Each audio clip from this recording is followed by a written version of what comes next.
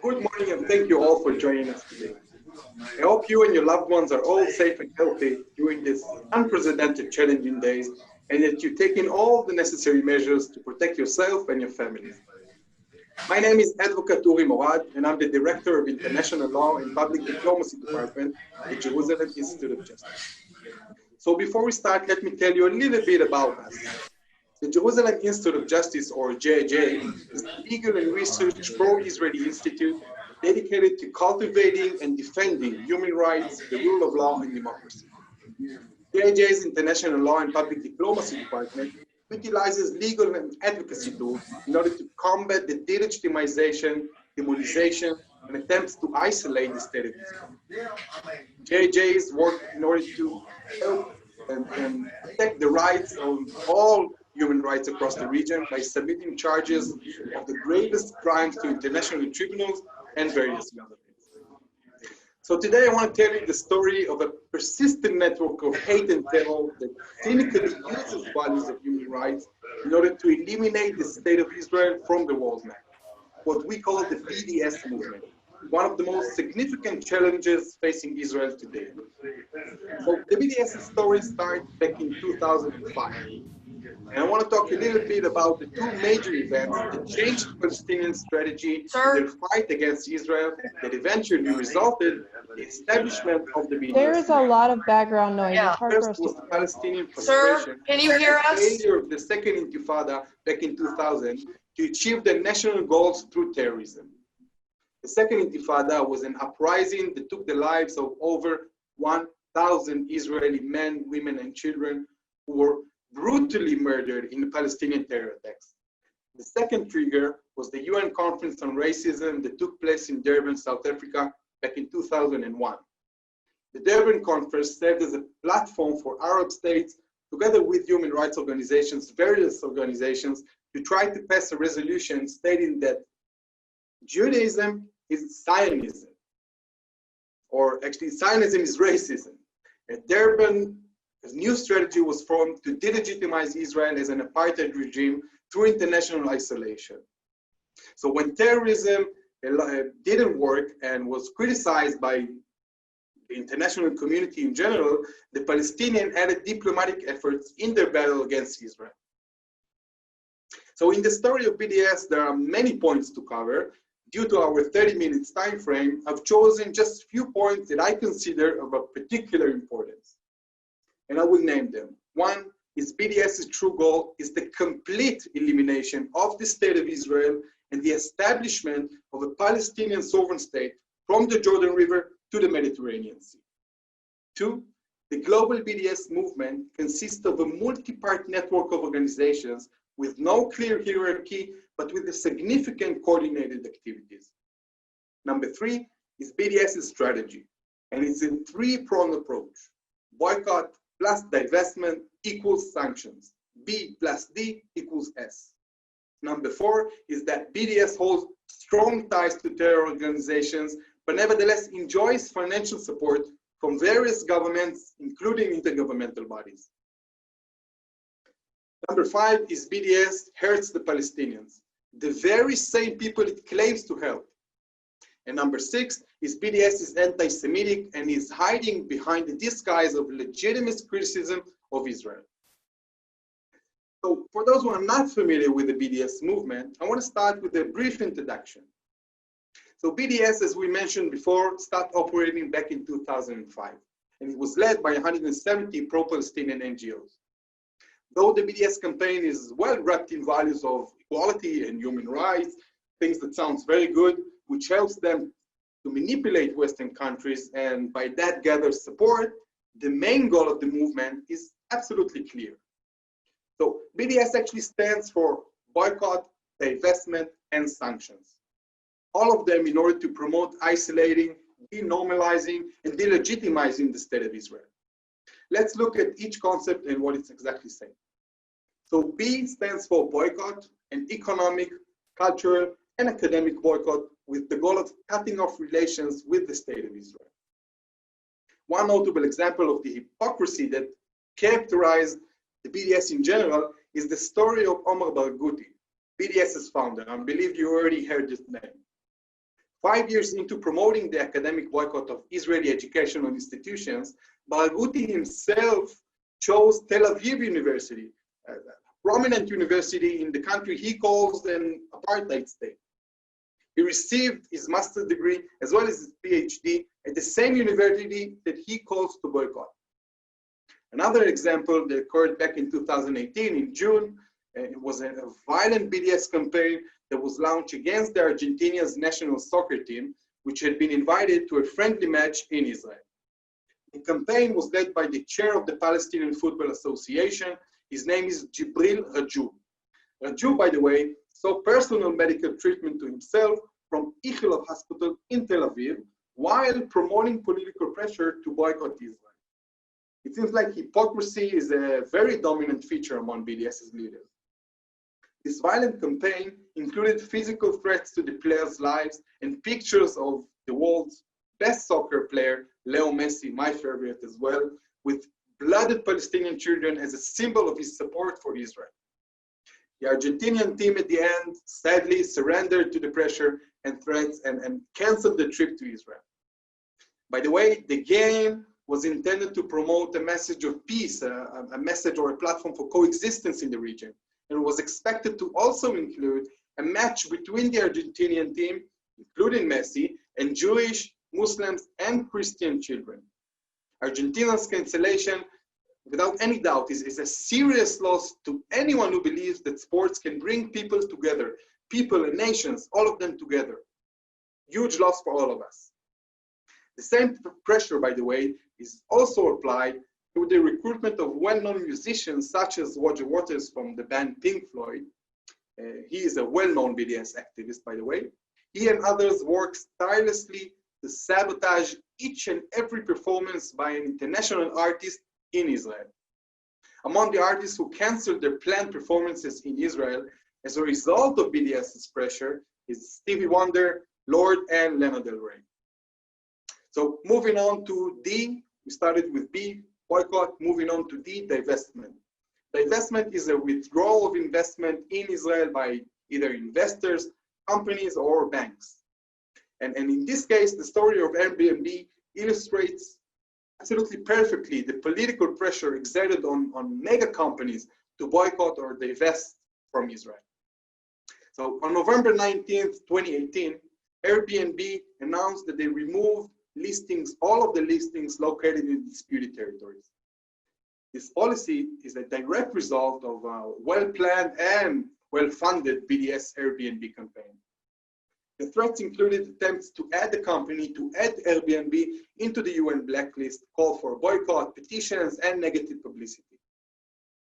This boycott was met by, in this case, I have to say, a determined and an uncompromising pro-Israeli response that ended with Airbnb retraction from that ban within a court settlement. So that was the D, divestment, and we're moving on into S, sanctions. Sanctions are actually governmental, can be intergovernmental or legal tribunals implementing punitive steps against the state of Israel. Sanctions are actually the result of the boycott and divestment mechanism. And if you remember, we said it before, B plus D equals S, boycott plus divestment equals sanctions. And in that regard, we have to say that, unfortunately, 2019 will be recorded as a successful year for BDS.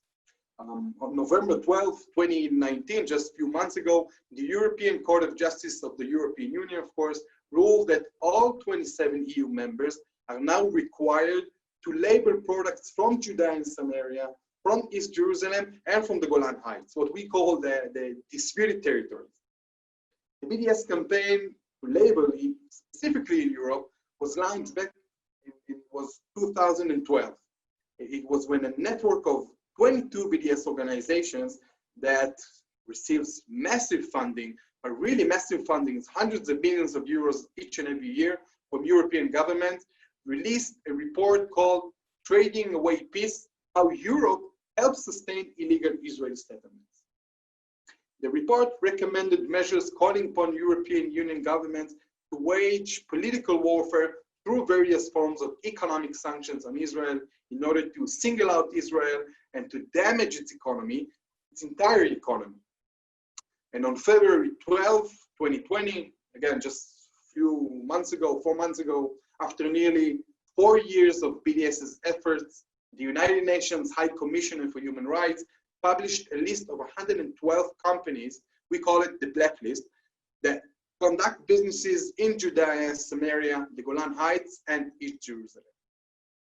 By the way, many of those companies hold agreements or contracts with the Palestinian Authority and provided them with essential utility services like water, like gas, or electricity.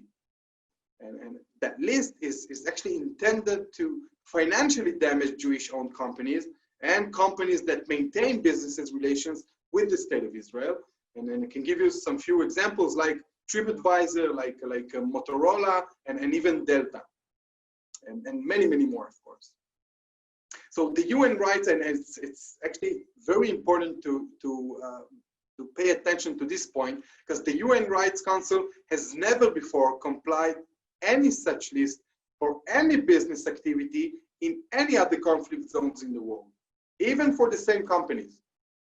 The successful campaign was a joint effort of anti-Semitic, very anti-Semitic organizations such as Human Rights Watch, which I'm pretty sure that you already heard about, Amnesty International, a big one as well, El-Haq, and Who Profits, and Israeli NGO as well. And I want to move now to the 3 official goals of the BDS. And they are as follows. First one is ending Israel's occupation and colonization, as they describe it, of all Arab lands and dismantling the Israeli West Bank barrier. Number 2 is recognizing the fundamental rights of Arab Palestinian citizens of Israel to full equality. And number 3 is respecting, protecting, and promoting the rights of Palestinian refugees to return to their homelands and properties as stipulated in UN Resolution 194. And at this point, we have to stop because this is very, very important to understand. The acceptance of these 3 conditions will lead without any doubt, without any shadow of a doubt, to the complete elimination of the Jewish state, the identity of the Jewish state. And implementing UN Resolution 194 means losing Israel's identity as the homeland for the Jewish people. And then in a review, I would say that the global BDS movement created a network of radical individuals and organizations that work consistently to misleading the entire international community to believe that the BDS is actually simply a non-violent resistance or an economic boycott that's seeking only to advance human rights. Sounds very, very good. But part of BDS's success is the recruitment of new but equally radical actors, including far left, including Christians, Muslims, and even Jewish and Israeli groups, turning them into active supporters. From the river to the sea, Palestine will be free. A well-known BDS statement that reveals the true intention of the movement. One Islamic sovereign state from the Jordan River to the Mediterranean Sea. And at this point, I want to move on to talk a little bit about BDS's links to terror on the one hand, and to talk with you a little bit about the funding sources of BDS, what gives them the opportunity to keep on boycotting the state of Israel and delegitimize Israel. And the issue of funding is actually best illustrating the importance of whitewashing the true goals. Why? Because revealing the true goals of the movement would have made it very difficult for BDS organizations to be included on the payroll of various governments and intergovernmental bodies, biggest IGOs in the world. Acting under the pretext of promoting human rights, this is exactly BDS's disguise. Promoting human rights is exactly BDS's disguise. And on the list of funders, we can find the European Union, we can find a lot of foreign governments and private foundations. They are actually responsible for contributing hundreds of millions of euros each and every year.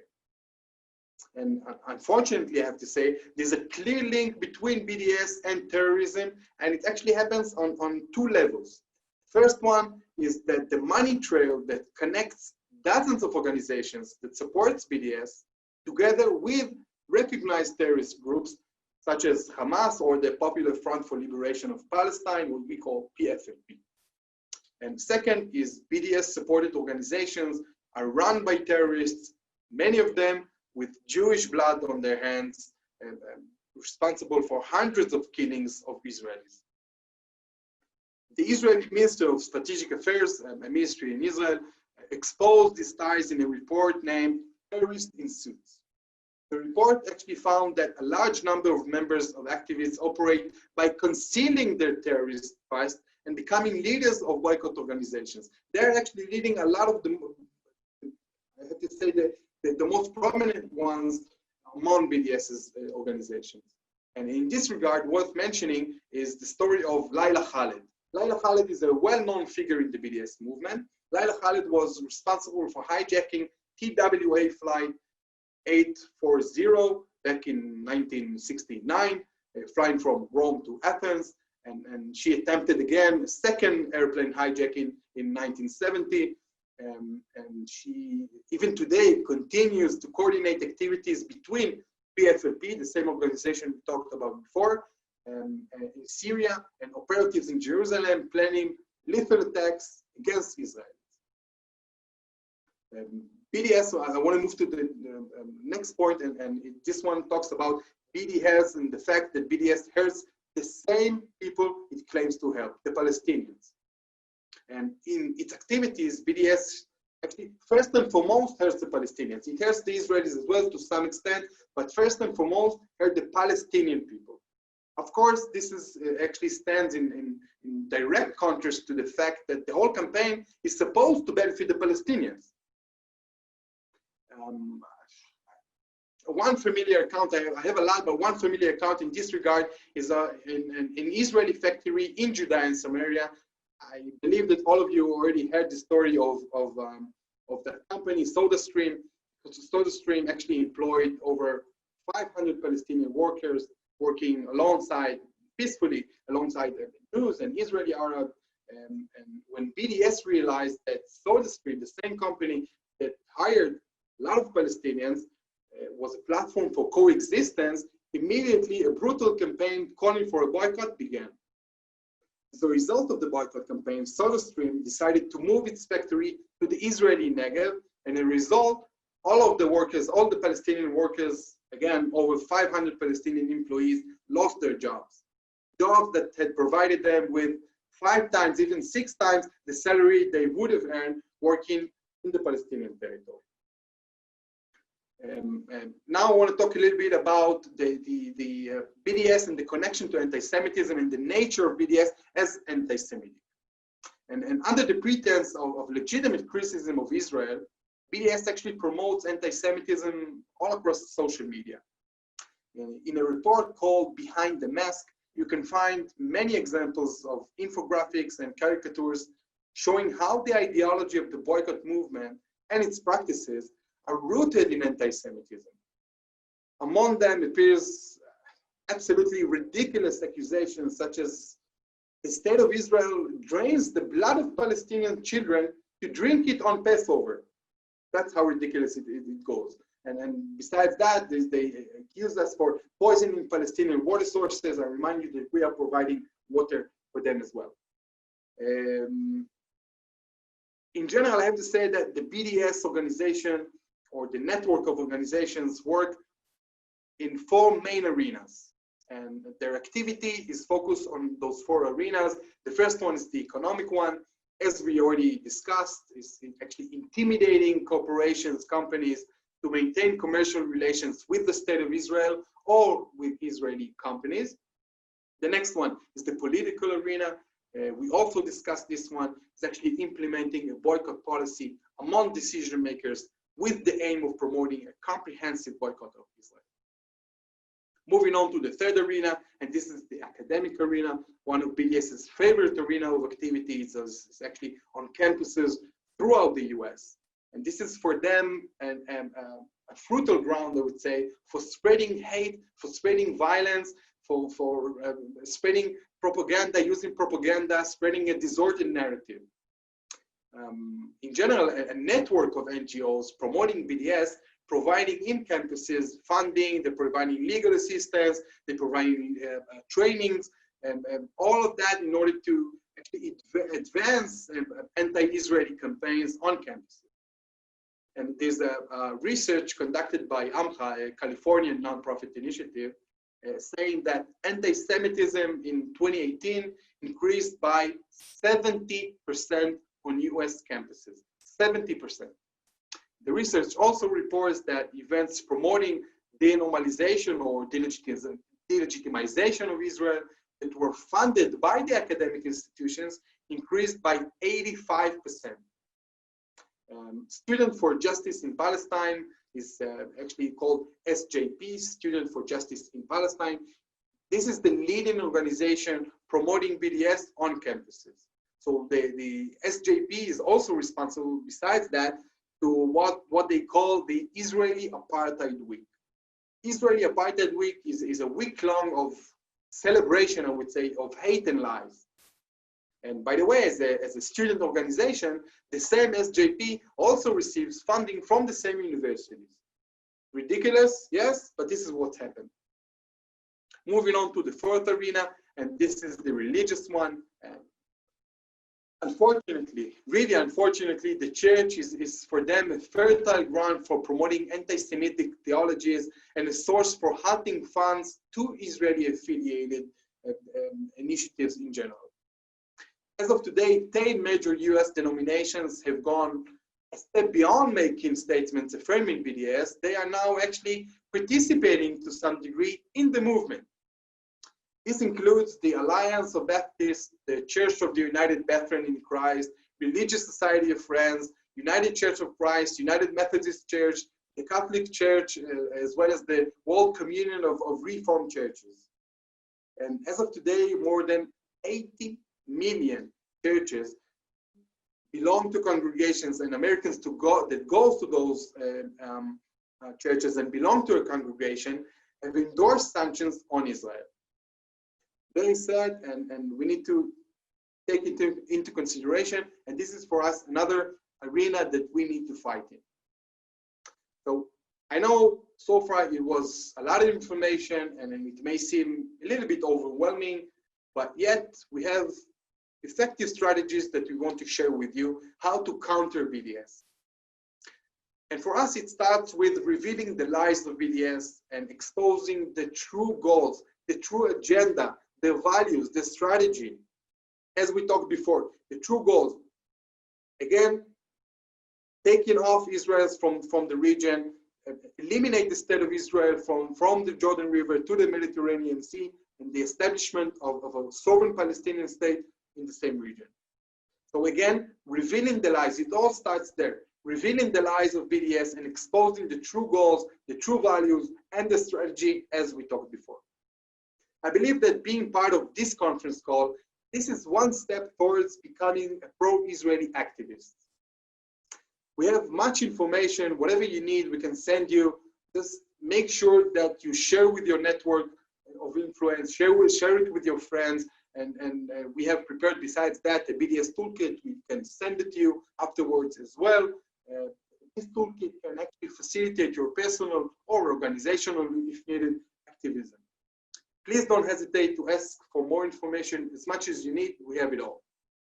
Moving on to the second point is actually promoting legal actions to halt BDS's operation. This is what actually JJ is doing, among other stuff, among other things as well. And in this point, I can say that as of today, nearly 30 states, including New York, including Florida and California, have enacted laws that do not allow states to invest or maintain economic ties with organizations, companies, or entities that boycott the state of Israel. Oklahoma, by the way, just announced 2 days ago that they are promoting the same laws. I certainly believe that you already heard about it. Additionally, we have to say that the US administration issued an executive order, very important one, by the way, back on December 11th, a few months ago, in order to combat anti-Semitism, mainly in campuses, which actually prevent or can prevent government funding to universities and bodies in general that allows anti-Semitic activities on their campuses. So please, and this is important, don't be shy. Approach your congressmen, go to your Senate members, ask them to engage in the just fight for the state of Israel and for the welfare of the Palestinians. It's really important. Both of them are really important, and this is the way to act. Moving on to the third point, it's actually adopting an offensive, proactive approach. It's actually shifting from defense to offense. Let's not wait to react to BDS's campaign, but rather let's promote Israel's legitimacy, and let's do it in the same field which BDS is operating. In the same field, it's very important. Number 4 is cutting off economic resources. This is, for me, one of the most important things is cutting off the economic resources of BDS or organizations that supports BDS. And this one needs to be done through diplomatic channels in order to halt the money flowing from various governments and governmental bodies and intergovernmental bodies that promote BDS. And we need to demand and require full transparency from them. We need to understand that when the money reaches the wrong hands, and we know it from history time and time again, the Palestinians are the first and foremost to get hurt. They are the first one to suffer. So let's make sure that the help they need, and let's be honest, they deserve it as well, reaches the civilian population and not the terrorists. Ultra important. So in summary, BDS has developed, as we mentioned before, a three-pronged approach that actually seeks to eliminate the state of Israel. And I want to repeat it again. Three-pronged approach says that by boycotting plus divestment equals sanctions. B plus D equals D. Okay, so the equals S, sorry.